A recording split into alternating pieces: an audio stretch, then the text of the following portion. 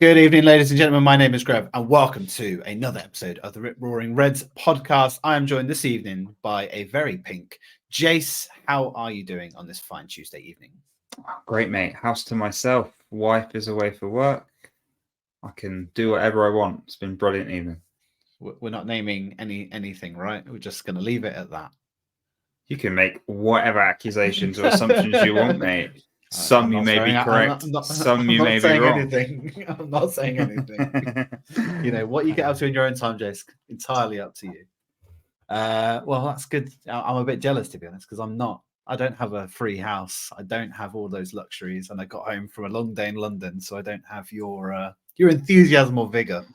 I think. Look, mate, it's I think it doesn't happen very often. I'm taking it while I can get it. Usually it's the other way around. Usually it's me leaving her alone. So that's right. Yeah. Well, I'm glad to have you with me. We're going to have a relatively a short-ish podcast. We're going to be talking about some of the news that's floating around, as well as talking a little bit about the season so far, the 8 games we've already had. So let's whack on that introduction music, and then we'll get straight into it.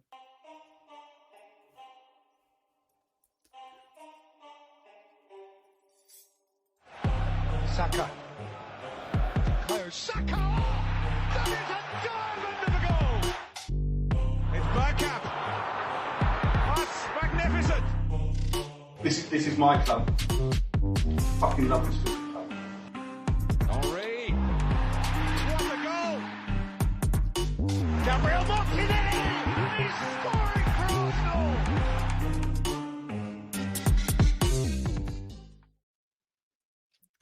Right. We're going to start this episode like we always do. This episode, Jace, is entitled International Snooze, and I think that is probably where you're going to take your Rip Roaring review. So give it to me. What is your Rip Roaring review? You're just giving it away, mate. Internationals are dull as hell. No one wants to watch that rubbish, do they? No, I'm pretty bored by the international break. I think is really my main review. The football's not great. There's just nothing that excites me. I don't know why. I just don't get excited. Like the England game's on, the second half is on as we speak. I watched the first half and I was just bored. Like we play the same, like Stones and Maguire at centre back, Pickford. I think we talked about this before. Like, why the hell is Southgate still in the job when he's got that kind of quality of player? Like he was good at the start. He's tailed off. He's like not, some people may say we haven't got any other centre backs, but I don't know. I just feel we should be doing something different. We've got Bellingham, we've got Foden, we've got Rashford, we've got Grealish, we've got all these amazing talent going forwards. Our defence is utterly like within a couple of minutes we'd let a tap in. Like literally, I don't know if you've watched the first half. I think I did see that goal. Yeah, I did. Yeah, it was like Stones and Maguire was nowhere near him. And Rice is just like hands on his hips, like what the bloody hell's going on? He's used to playing with the 2 best centre backs in the Premier League. So what do you expect to happen when you not far off? Yeah, not far off. I mean that's not boasting either. Like they are pretty decent. Our defence. So yeah, going and play for England. The likes of Rice, Bellingham, Saka going to play for England is actually, I believe, a step down in quality.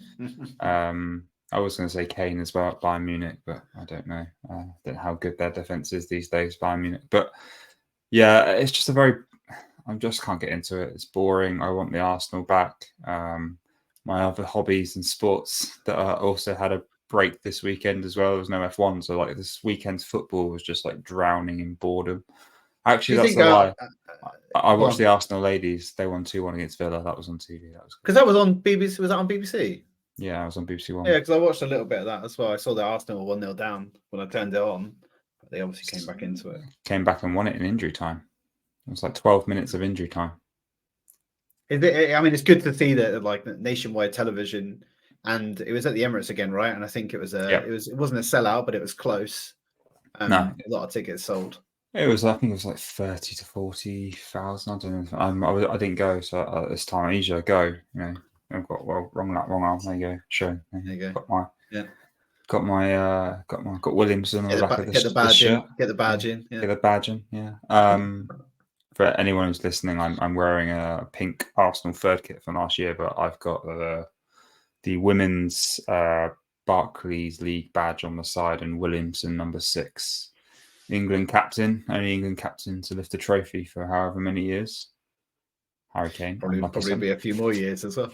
Yeah, so I'm very into the women's game, and I think we're usually relatively strong and competitive, and if we can get our players back fit, we should be in for a chance to win the league this year. But the internationals, they are boring me. They're just not as fun. I have a question for you about internationals. Were internationals more fun when you were a kid? Yeah, I mean, I certainly, my memories of international football always hark back to an age of being a child, but I think that it's still very tournament centric. I think one of my earliest memories, it may have been 98 when we got knocked out by Argentina. And I just remember crying. Like it was. I don't quite remember that because I was 7. Maybe. I'm gonna have to fact check myself because I get in trouble a lot with doing this. That I get it wrong and then I get hammered by my friends that I'm doing it all wrong. So I'm gonna have a quick check. But yeah, that was one of my fondest memories. But like I say, like I care about the internationals when it comes to tournaments. Yeah, it was 1998. Thank you. I'm glad I actually remember something. My memory is so terrible. If you've watched the Beckham documentary on Netflix, you'd know. Oh, okay, well I haven't, so at least I can't hark back to that. But like, okay, well I need some train downloads, so I'll get that on the list. I like tournaments. Obviously, tournaments bring like a special kind of atmosphere to the country in general, especially when we're doing well. Like, look at the Euros when we were getting far in that. It just brings like an enthusiasm, an excitement around the country, and it kind of does kind of osmosis around people, and that's really good. But just friendlies and qualifiers are just, they feel meaningless. I know that they do have, and that's why they introduced the Nations League, right, to try and bring some stakes into international friendlies and international football. But it is particularly now when Arsenal, when we want to watch Arsenal and we want them, we kind of felt like it was like that was such a big statement match against Man City that now we're kind of basking, I suppose, in the glory of that match, but it'd be good to maybe just strike while the iron's hot a little bit. And the next international break's another 4 weeks away, I think. Like, oh my God, we've just had 2. Can we just have can we not just sack them off? Like, honestly, I've had enough. Yeah, I know what you mean. I found it so much more fun when I was a kid. Like, I agree, it was tournament football was the most exciting. But yeah, I remember when I was like probably 11, 12, 13, and I was football mad, and my parents had Sky Sports, and so I used to watch Eurosport all the time because they always played the French matches, and that's all I watched. I didn't watch England. Watch France. So all I wanted to do was Arsenal fans at that age, though, right? Surely that's just the affinity. It was like football. Wiltord, Vieira, Perez, Henry. Then there was like Segan who got on the bench and whatever, and then Claude Makélélé. But I love Zidane as well. Like, I'm a big Zidane was, outside of Arsenal, he's my favorite ever football player. He's my idol, and I had a French shirt with Koscielny. I had a French shirt with Zidane on the back. So, like, I mean, I'm obviously English and supposed to support England, but definitely growing up, I had a very big. Jason, I think we're gonna have to start calling you. Wow, oui.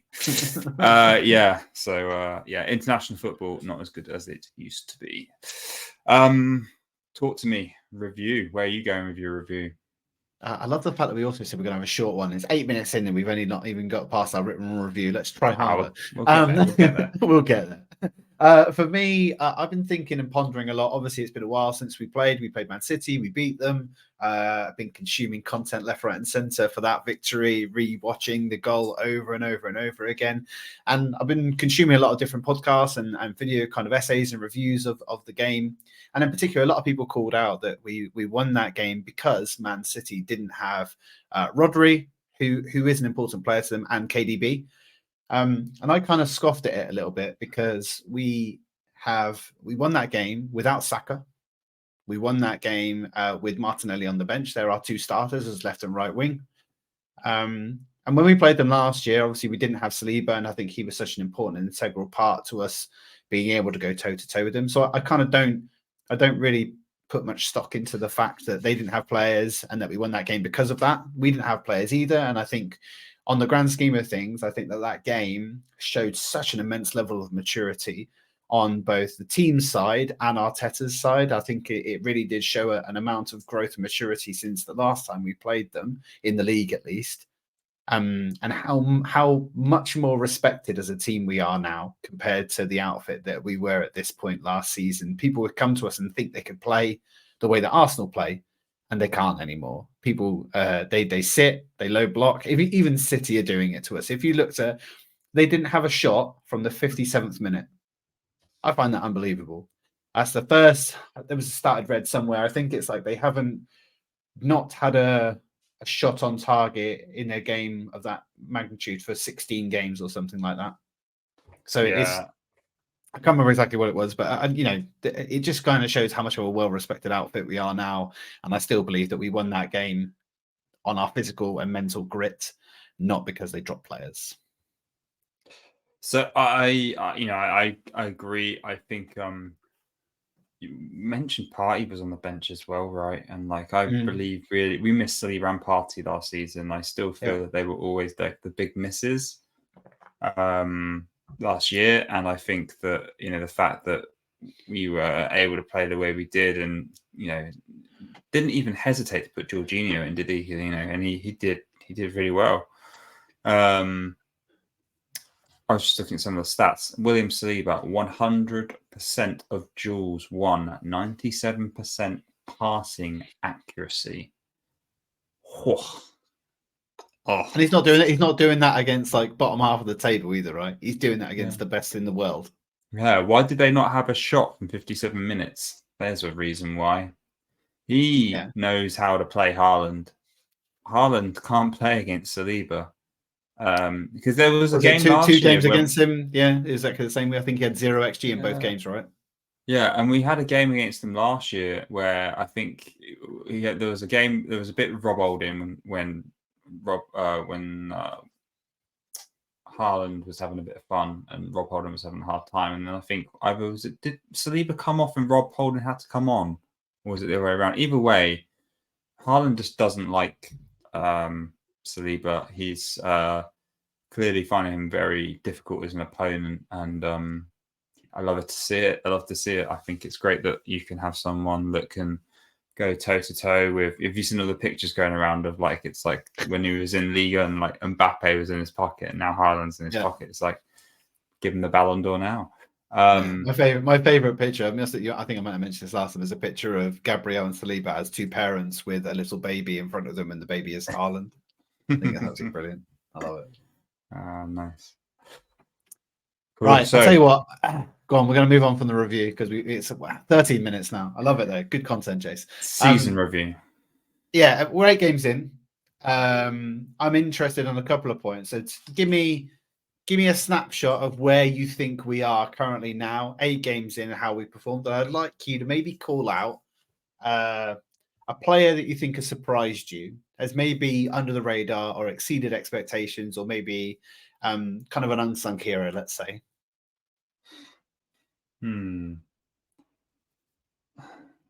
That's a hard one, actually. A really hard one.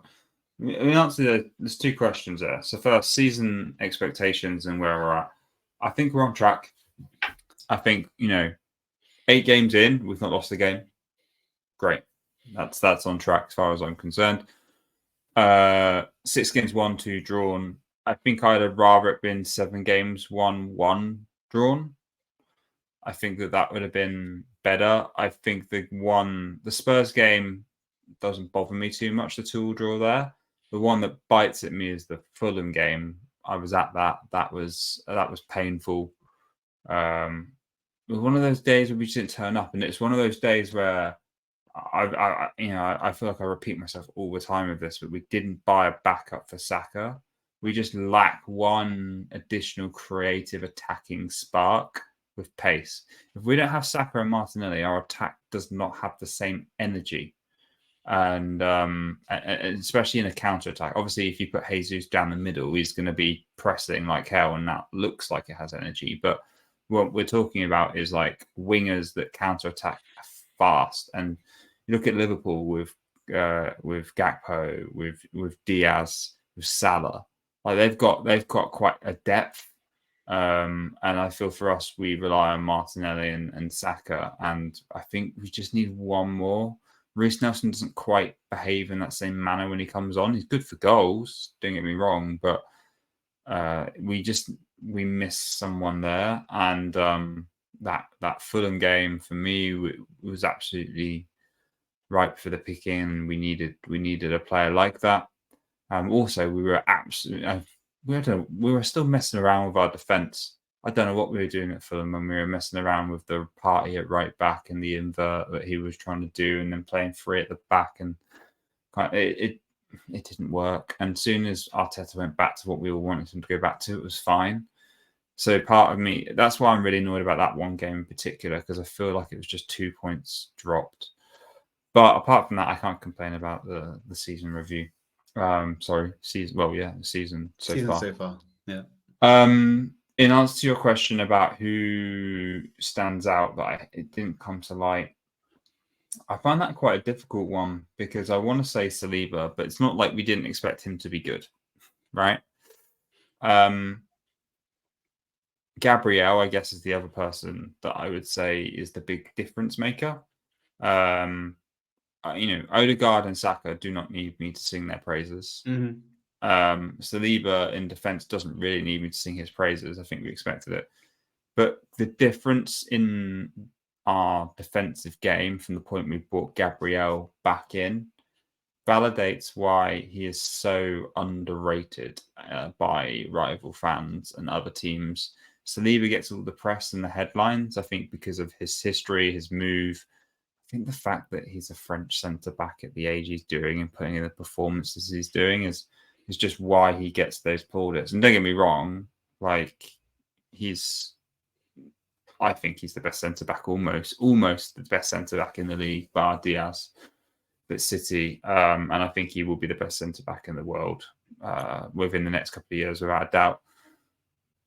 But Gabriel he's like the Matip to the Van Dijk, if that makes sense. Solid. He was kind of looking second fiddle, aren't you, a little bit? But yeah, underrated for sure. But yeah, he's had a great season. He has, again, he's just been solid. He's not afraid to get stuck in. He is defensively and positionally really effective. Like, even in the tactical nous he shows, like with the Garnacho offside against United. What's Garnacho? I forgot about that. Yeah, I forgot about the drop back. Yeah, the old Michael Jackson. Yeah. So I think he's gone under the radar. He's had some amazing performances, defensively sound. He made us more solid. So yeah. How about you? Well, go on. There's two questions straight back at you. So in terms of where we're at, I agree with you. Like, it's been a really healthy start, not losing. I think I looked back to try and figure out where we were in comparison to the first 8 games of last season. We're 1 point worse off, and that's because we lost to Man United in last season, which I think still hurts a little bit to this day, because they came and played a game plan against us and counter-attacked us, and that's how we lost that game, and it was really disappointing. And I look back, like I say, both Fulham and the Spurs draws were both avoidable on our part. They were failures on our part to sloppy passing from the back and sloppy defensive mistakes that we shouldn't have done. Like I say, the Fulham game was maybe mistakes in the system because of the party experiment. The Tottenham, we just gifted them a goal literally as soon as we scored. If we hadn't have done that, we probably would have won that game. And compared to last season, we'd only played Man United at this point last season. This season, we've played Spurs, we've played United, and we've played City. From those games, we've taken 7 from 9. If you'd said that at the start of the season, take those 3 games, you're going to get 7 points from 9, you probably would have snapped your hand off. We all would have likely said we're probably drawing the game against City. And surprisingly, that's not the game that we drew. So that's, like you say, we're on track. Totally agree with that. And I think a lot of people have looked. I don't think the flair and the vibes are as good as maybe they were last season. I think we were riding high on something else last season. Like maybe we just didn't expect it, or maybe we were just playing a bit more flamboyant football.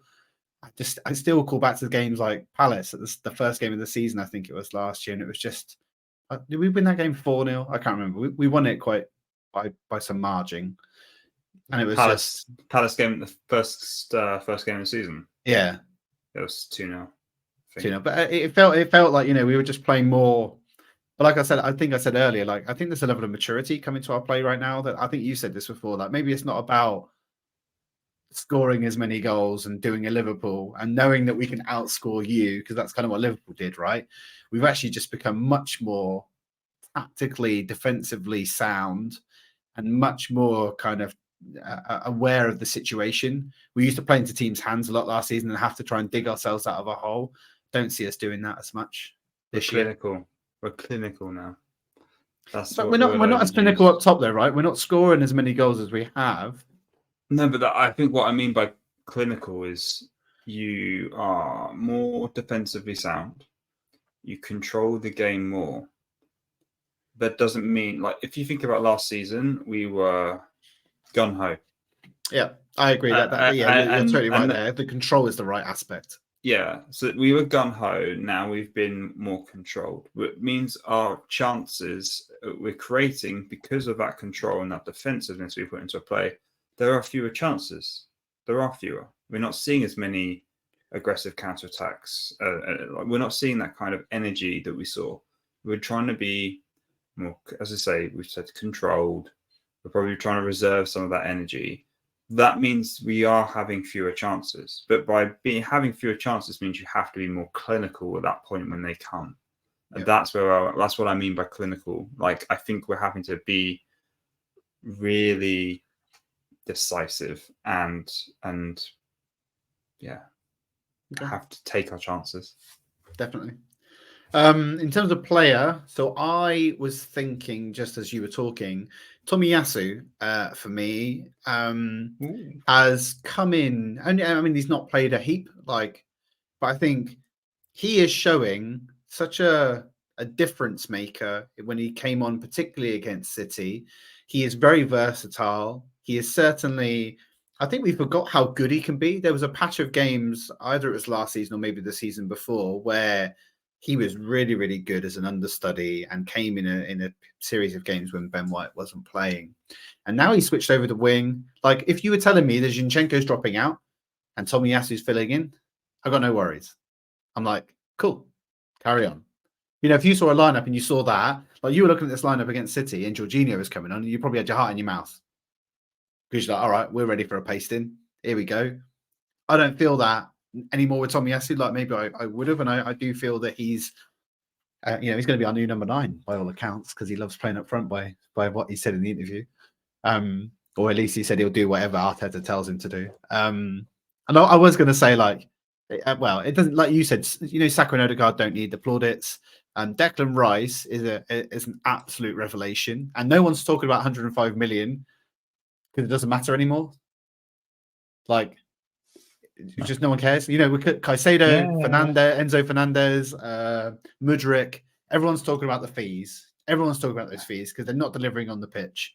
Declan Rice, this is what he was bought for. This is the pedestal that we're putting him on. This is the stage that he wanted. It really feels to me like he is. I know he was at such a long time at West Ham and he's a West Ham boy, it feels, right? But you look at him now and it looks like he's never played anywhere else. It looks like he's Arsenal. And it's unreal to see. I'm in love with him, and I genuinely believe he's going to elevate us to another level, and he's going to be here in his best years. That for me is like unreal. It's so important to us. Like I said, he's not underrated. He's not under the radar. He's not an unsung hero, because I think we all knew what we were buying him for. But when you see it, because I've not seen enough of him playing for West Ham, you just hear things. And, unreal for me. I compared the transfer a little bit to when Paul Pogba re-signed for United, right? Like, I think Paul Pogba was probably older than Rice was when he re-signed for United, but and had been more accessible because of the Champions League and Juventus League titles and things. And you've seen him score those goals where he just hit it from the outside of his foot, well outside the box, and it curls in the corner. That one of the famous videos, isn't there? But I do compare it to that transfer, like in regards to the price, the fee, the expectation. For me, Pogba never delivered for United with that return on investment that I think that they thought they would get. Also, the club in itself, United, you can't compare the two situations in a way because United was an absolute mess as a club during that time. Lukaku, Ibrahimovic, I could list more, but I won't. Whereas we are obviously not in that position. We are almost, the rebuild is pretty much done, bar a couple of finishing touches. But no, yeah, like if you look at it, like the level of performance we're getting from Rice consistently week in, week out is, it's just the word I like, and it's not a big word. It's not a word that's going to blow your socks off. But it's just consistent. Like that's what I want from him as well. I just want consistency. Let's be in that position. Let's be honest. So that is, that's it. Like things like solid, consistent. They're what you want in that position. You're not asking for flair. You're not asking for dynamite, like goal score. Like I don't know, whatever you would call it. Like, but you're totally right. Yeah, like I mean, I really thought we were going to miss Granite. It's just natural replacement, and in ways, I think obviously Rice has got more to give than Granite. Age is on his side, but like we didn't like. I was worried about the midfield hole this season. Genuinely was with letting Granite go. I wanted to bring Rice in and keep Granite because I just felt that we needed Partey, Granite, and then we needed to add one. But I mean, I've not had that fear so far. I mean, and even with the Partey injury for 3 to 4 weeks as well, right? We've lost a month for Thomas Partey, and he was playing really, really well. And I think he came on and did a good job against City as well. So I don't feel like we are missing anyone because Rice has done that absolutely brilliant job. Obviously, we'll see when the African Cup of Nations and the Asia Cup as well. I didn't realize that. Did you know that? It's not just I was watching one earlier because they were talking about they were talking about Spurs and they were talking about another. They were because Basuma and Sarr are both going to the AFCON, and then I'm guessing they'll also lose Son to the Asia Cup as well. Yeah, and we're going to lose El Neni and Partey and Tomiyasu. Yeah, I mean, this is the thing. When I looked at that, I was like, because the Spurs don't have any depth. They have a good 11. They don't have a lot of depth. We have greater depth than they do, and El Neni's not a mess. Partey, we've already seen we can do without for a period of games. I think one of the biggest things we didn't just talk about is that Rice is playing 2 roles. We went from a double pivot to the single pivot, like we didn't lose a step, we didn't drop a beat, and that's crazy to think. Because if you look at maybe Liverpool, for example, they've obviously continued with that experiment of Trent as their 6th, and it's not necessarily working. McAllister is not necessarily working in that position either. You can't necessarily replace the spine of a team and expect the same outcome and result. And I think we've actually just improved it. Like it's crazy. Yeah, we've just been slowly molding it, like growing it. He's right for you to call that out. I almost think that he doesn't deserve. It's not he doesn't deserve plaudits. Of course, all of the team deserve plaudits, but like you don't want to give Saka and Odegaard plaudits. You don't want to give Saliba plaudits. Almost don't want to give Rice plaudits because I just have them in that. Those 4 players specifically are in just this top tier bar, right? Like a world class bracket. They're just in this bar where it's just like expected, and then it's like who else underneath those 4 is gonna turn it on and impress us, and because those 4 are just. I mean, they are the spine. They are the spine. Yeah. All right. Well, like you talked about this bar at the top. I'm going to go on to a topic. We're going to talk about maybe some rungs or bars below. This segment's called Emil Smith Toon. So Arsenal stalwart Emil Smith Rowe has been linked with a January move to the Magpies for a rumoured £50 million. He's I did a rough segue over from your point of bars. Like he is.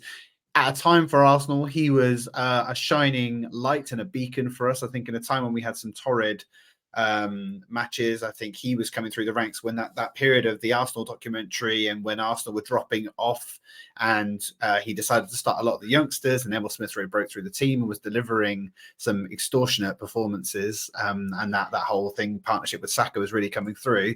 But that has certainly gone off the boil. So my question, Jace, would you take 50 million quid from Newcastle for Emil Smith Rowe?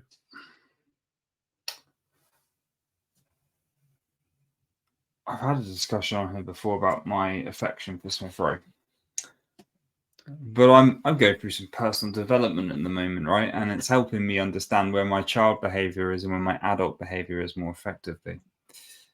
The child in me wants Smith Rowe to stay. There's a love, an attachment, an affection. But the adult decision in my head, the feasible and sensible decision is 50 to 55 million pound. We're going to have to meet our fair play regulations, financial fair play regulations. We have already identified people that I'm sure need to continue to bring in. We're going to probably talk about the number 9 situation and the striker situation. I've mentioned I'd love a Saka backup. You could probably add in one midfielder at some point. El Neni's going to have to go. So when you consider all of those factors, you consider David Raya. We didn't buy him because of financial fair play. We loaned him, buying him next year. We have to take the money for Emil Smith Rowe. And the reason I say that is because we have Fabio Vieira, who has turned it on. He has turned it on this season when he's been given the chance. He plays in Smith Rowe's positions, whether it be the attacking left or he can play on the attacking right in regards to those two, like the central attacking central midfield positions, you know, the Odegaard or the Havertz role.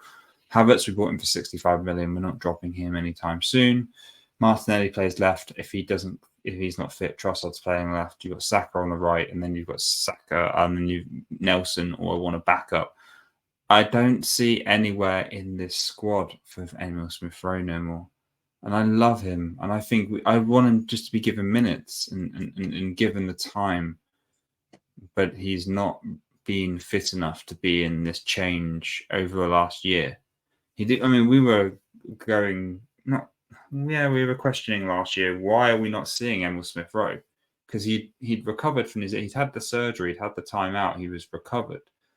He was playing games for the under 21s. He was fit, but sometimes he wasn't even making the bench, and we were like, well, something's wrong, something's not right. And I think that is still the case. Like, the only times we've seen him, he's been given like a couple of minutes here and there, and it's like, well, he's not going to get the chance to prove himself, to be able to do anything in that time. And I just feel like it's not going to happen for him.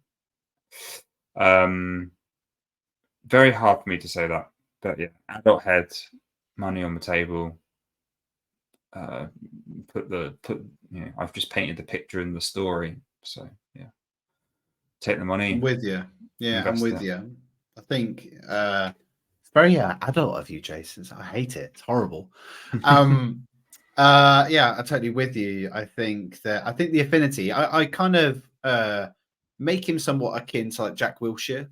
Yeah, there was he's such a. It feels like he's Arsenal. He's obviously a Haylender, comes through the academy. Played with us through difficult times and really did shine at his best. It kind of feels like he had more ceiling to grow into and necessarily hasn't. And maybe that's through opportunity. Maybe it's through the injury that have maybe stopped him from achieving that. I do think that maybe he hasn't trained well, or he's not shining in sessions and really showing Arteta that he is either, because our system is maturing at a relatively accelerated rate. Like we've talked about marginal gains from Arteta and the ruthlessness of him as a coach.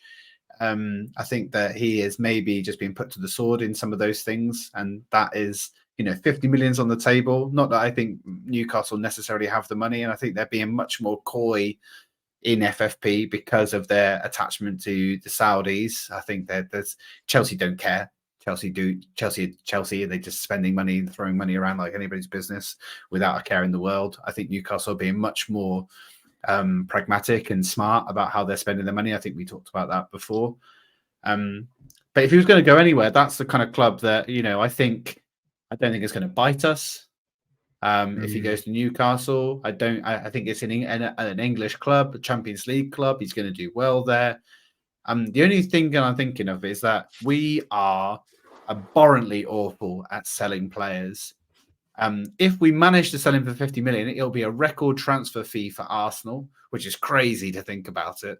Like 50 million, like that's actually, I'm trying to think of the maths in my head.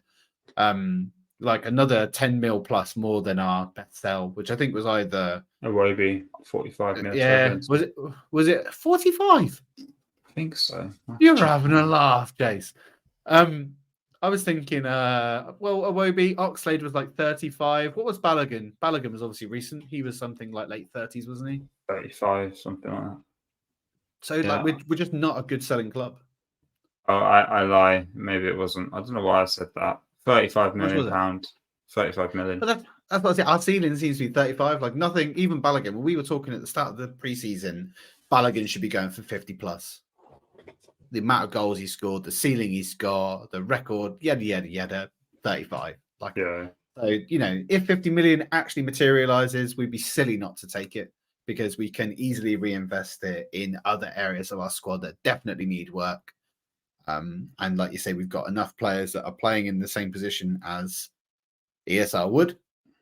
I wouldn't necessarily fully agree with you that Fabio has set the world alight. I think in his impact subs towards the first few games of the season was certainly better than his starting berth, particularly against, was it Lons? Oh, the Lons. Yeah, he wasn't great on Lons. But then no one was great against Lons. No, maybe that was a bit of a hangover game. I don't know why, but yeah, you're probably right. Well, that leads me on. You mentioned it already. 50 million might go a long way solving this question. And I put the question, it's the topic is the number 9 question, because I think some of us think we know the answer to this question, but I'm wondering if it's actually a problem. Is it a problem that we need to solve? So that's my first question to you. Is the number 9 position something that you feel, Jace, that we need reinvestment in, or would you repurpose it somewhere else? Well, the number 9 question, I almost want to change the question. Go on. Because it's not about the number 9 for me. It's about the profile of the attacker it plays through the middle, regardless of whether they're a number 9 or a 10, or I guess maybe not a 10, because I guess are we saying Odegaard's a 10? Yeah, Odegaard's a 10. Fine, then we are saying number 9. But we need a big, tall, strong. We don't have a Haaland. We have a Gabi Jesus profile, which is great, and sometimes that is exactly what we need. Someone who is aggressive and pressing. We have a fox in the box, Eddie Nketiah. He won't take chances really on the edge. He's very much a tap in, winner header kind of striker.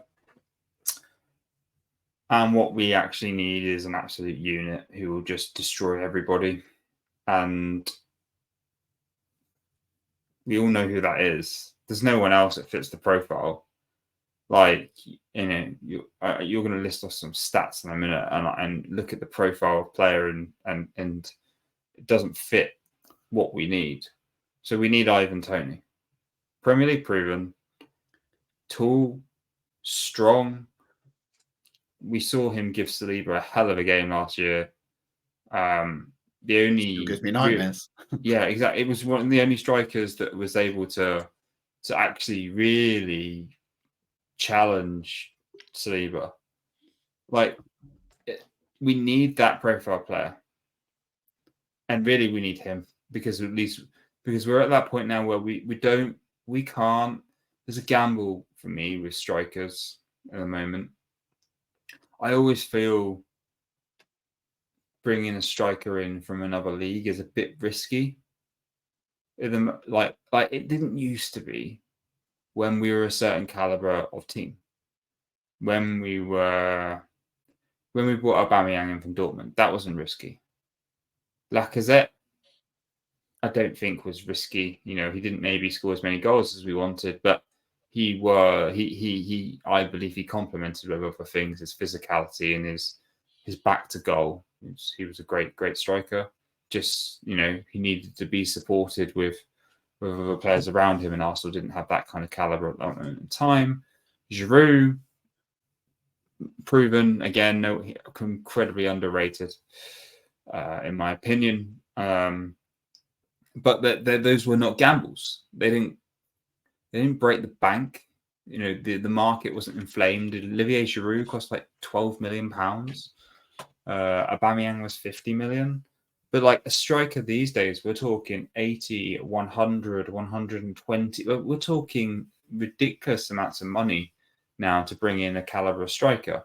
The problem is that we're now at a point in the league where we have to bring in, if we're going to bring a striker in, just because we're in that position in the league, we're going to be getting charged 70 premium. Yeah, 70 million plus, just because of where we are in the league. So, you know, I don't want to be bringing in, but I don't, Rasmus Højlund, you know, I think he might become very good for United. Massive gamble. Though. It was a gamble. Yeah. For them, it was a massive gamble. I actually think he has looked quite good. And so I will eat my words, I said originally. But at the same time, Arsenal can't take that kind of gamble. We can't take that kind of gamble because we've already made the major investments in our squad, and we need the final pieces, which we almost provide guaranteed success, if that makes sense. I also don't think we need to. Like you say, we don't need to take that gamble necessarily. I think Man United had a separate problem where they had nothing. Yeah. Striker wise to go for. We have options. It's not like we are, you know, shopping around the Aldi and Lidl trying to figure out what we can buy. Yeah, we're okay. Yeah. I don't. Yeah, it's when you when you want a luxury, you don't need it, so you wait your time and you pick. We're going to wait to see what Waitrose gives us, right? Yeah, we're going to wait and see what what the avocados and the sourdough toast is going to be. Yeah, so I think Ivan Toney at the moment is the only answer, and if we don't want to sign him because of, I mean, that's not what we're hearing. Let's be honest. I mean, we're hearing things like this. The deals are already kind of been discussed. I mean, I do think a lot of that is agent based, and a lot of it did stem from his interview on Diary of a CEO and his affinity to Arsenal. I think it did spur on some of the background chatter that is happening around this transfer. I certainly don't believe it's to be as done as people think it either is or could be. Yeah, I mean, you might be right there. Either way, he's the only person at the moment I take. And Ferguson, if he's consistent at the end of the season, then maybe at the end of the year we'd look at him. I like Ollie, but he's too close to the Jesus and his age profile is probably not quite right as well. Yeah, like, I mean, obviously, I have not. I don't know Ollie personally, but he's through family friend connections. I know he's an Arsenal fan. He's just signed a contract with Villa, right? So there's no way we're going for Ollie Watkins, even though it was mentioned we would, because Aston Villa would charge a premium because he's just signed a 5-year contract. Well, that might have been why they did do it. Yeah, though, right? Of course it was. It was to get the transfer over the line. I've transferred the contract over the line. So yeah, Ivan Toney for me, only option on the table. But have you got an alternative you would like to suggest? I mean, I'm not suggesting it. I think I'm with you. Right, Toney is the target. I don't necessarily think we need to go balls in January to go and grab him and get him into the club. I would maybe see where we're at that stage of the season and see if it's a worthwhile thing to do. What if we're still unbeaten at Christmas? Yes, I don't know. Like I say, I'd like to probably answer that question closer to the time. I still think that we might assess our options in the summer. I'm gonna push you here. Hypothetically, at Christmas time, we have drawn a few more games, but won everything else. We've not lost a game. We are top of the league, few points clear of a couple of teams. Very similar position to last year. Do you one? You know, Jay, I want to. Do you? No. Do you one? play out the same as we did last year. Don't buy the players we need and gamble with the squad can get you to the end of the line? Or do you go learn our lesson from last year? Let's make some investments and let's go for a league title. Yeah, I definitely think we need to make investments. Whether or not I think it's the 9, I'm still unsure. I still think that actually that money is better spent on a Saka replacement. However, I would say there's not a lot of options in that position for us to kind of look at that are either a good understudy or like there's no one at his level. First of all, no one's at his level. I mean, there are, but you're paying 150, 200 million for some of those type of players. Who you buy for Saka? Replacement? Yeah, for I mean, Saka. Backup. There's not. This is what I said. There's not, and anybody, even your Foden or your Grealish, who are, I still don't think they're as good. They're not the profile either. No, so like I say, I think Tony. The other option I was looking at, and this is all the chatter has been about Osimhen because of the issues that he's been having at Napoli with the social media, as well as, and so interestingly, I don't know a heap about him, but I'd start to obviously look at a lot of the statistical analysis behind him. His kind of non-penalty XG is like incredible. Top 1% strikers in the world for non-penalty XG, for shots in total. Now, granted, I think you'd said this, that he obviously plays in a league that is not as aggressive, physical, played at a pace the same as the Premier League. It's a different ball game altogether. So like you're saying, you are running a risk and having a gamble when you are signing players from France, from Italy, from Spain to go into the Premier League. And the most interesting thing to me about Osimhen as well is his profile. So you look at like player comparisons.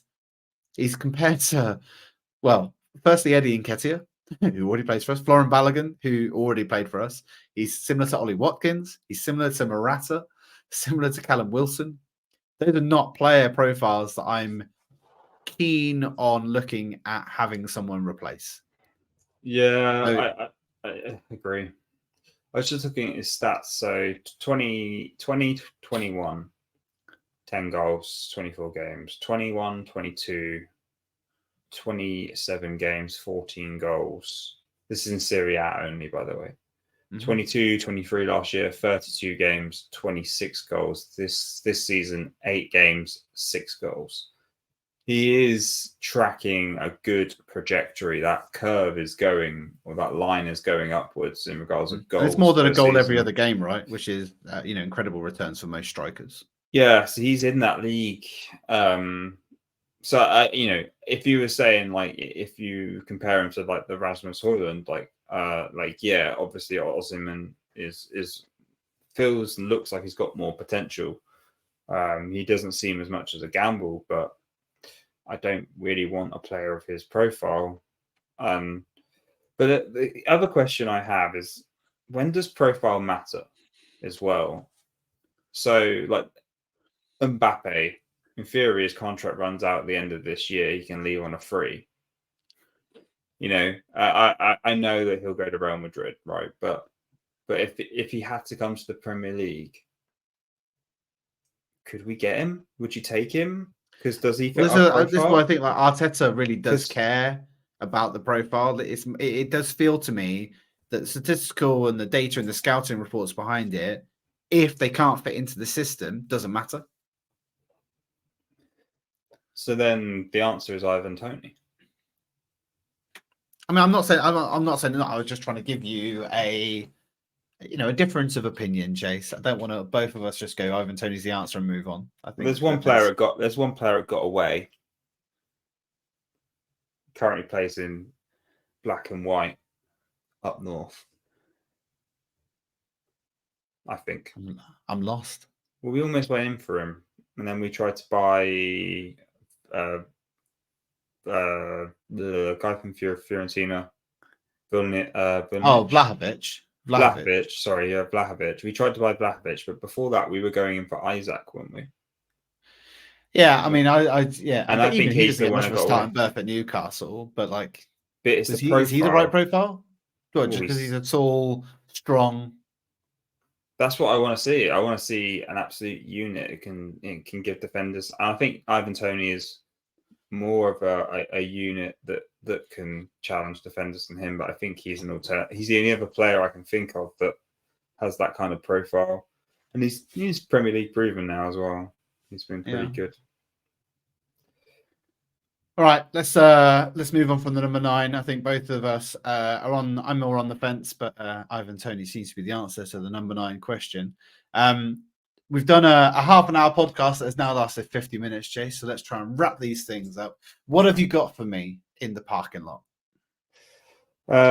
Well, Chelsea preview weekend. Who's starting? Chelsea on Saturday? Is it Saturday on Chelsea? We'll have a little look now. This is probably really should be prepared. I know. So Saturday afternoon, it's who's playing? Arsenal. It's like when you're coming. One of me and Jason's favourite stories is when you're coming back from the tube and you're wearing your Arsenal kit. You're on the tube. Someone will always stop you and go, "Oh, what was the score, lads?" So me and Jason always forget in the moment that we really want to say, "What was there a game on?" Always forget every single time. I'm going to make sure we do it next time. 5:30 kickoff on Saturday afternoon, Jace. Chelsea versus Arsenal. So who's going to start for me? I would say it's pretty much the same as what it was against City. I don't think Jorginho. I think Havertz comes back in. I think there's because it's Chelsea. Well, because it's Chelsea, and I think that there is if you're going to go and do it, and bearing in mind last 2 games that he started, he scored and he assisted. He didn't start, against Man City, but the last 2 games he scored and assisted. Okay. So, I don't think we start him against Chelsea. No, I don't. I think he's got something to prove. I think he's got something to prove. But I don't think he's that kind of player. Actually, that's really funny. It's really interesting you say that because I was listening to another podcast that did talk a little bit about his character and about his, and they talked about how introverted he is and how he's shy and how. He's not that type. They said he's not that type of player, and it's like you always think of these, athletes, Premier athletes, elite sportsmen being really egotistical and really kind of self-absorbed and really exuberant and really kind of in people's faces. And it's just interesting when you hear little stories that they're not quite what you think. So maybe you're right. I'd love that if I was any good at any sport. If I was given the opportunity to go and prove something to a place where you used to be, it's like an ex-girlfriend or when you go to a different place of work when you've left and you just want to prove I'm better off without you kind of thing. I just really think that would be such a stage to do it on, like a proper open play goal from Havertz would be great. So for any ex-girlfriends or Grevs listening, yeah, I'm much better off without you. We talked a lot about our psyches tonight, Jace. You've got your young adult and your kid brain. I've got my bitterness towards all my ex-partners. What a great life we have. Yeah. So Havertz starts front 3 because it's Saka. I think he'll be back. What's that? You think he's going to be back? I think he'll be back. I think it's straight into Saka, Jesus. Yeah, straight into Saka. Yeah, it's Saka. Any opportunity Arteta's got to drive that kid into the ground, he's going to take it. Saka is starting. Well, he was running around on the Tuesday as soon as he got sent back from England. It was just he faked it. He still had to go to court because he'd been put in the squad. Yeah. He still had to go to St George's Park and be assessed by the England medical squad, who then sent him straight back home. And so, just mad, isn't it? Why? What a waste of time. Yeah. Let the guy go on holiday. What do you think he's not starting then? I think he might be on the bench. We've not heard anything. So, I mean, I guess we'll have to wait for Arteta's press conference really coming towards the end of the week. So it'll be a Thursday press conference? Friday, I think. Just to say, where he's at with his recovery, because the club won't release it before then. And they may not. You know what Arteta's like. He's quite coy anyway. So we probably won't even know till the lineup hiding in those Colney photos somewhere.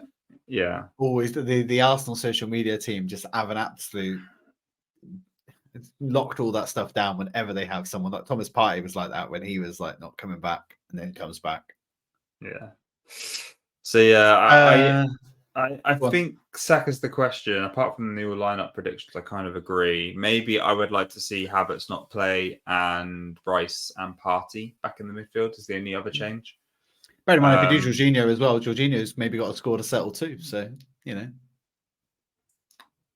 We said we wouldn't buy any old Chelsea players. I know, just sort of like a conveyor belt of them at the moment. I'll take Mudryk when he's done his failing. We can bring him back up. I said 20 million right now. Saka replacement, 20 million Chelsea right now. I thought we were originally going to do a swap for ESR and Mudryk. Would you take that? I guess so, because Mudryk in theory fills a hole. Replace Saka, right? Yeah, it fills a role, a winger that we need. But I mean, Chelsea seems to have hopes for him. That's what I was reading. They think he's the future. I just don't think we Ballon wanted d'Or to sell winner. to like a rival, but like they're not really a rival. So I mean, Chelsea, like Newcastle last year, we were like they're a rival. This year, like I don't know, in the league, they've not been doing that amazing. Obviously, Champions League, they beat PSG, but then they didn't do amazing in Milan. So I'm not sure about Newcastle, whether they're a rival or not. Chelsea are always a rival because they're another big club. And in London. In London, yeah. But I mean, last few years they've not really been anywhere near us. Tables have turned. Jace, before I wrap up then, just give me a score prediction. What are you thinking? 3-1 Arsenal. 3-1 Arsenal. What else was I going to do? I never expected Jason doing anything different. I'm going to go 2-0 Arsenal.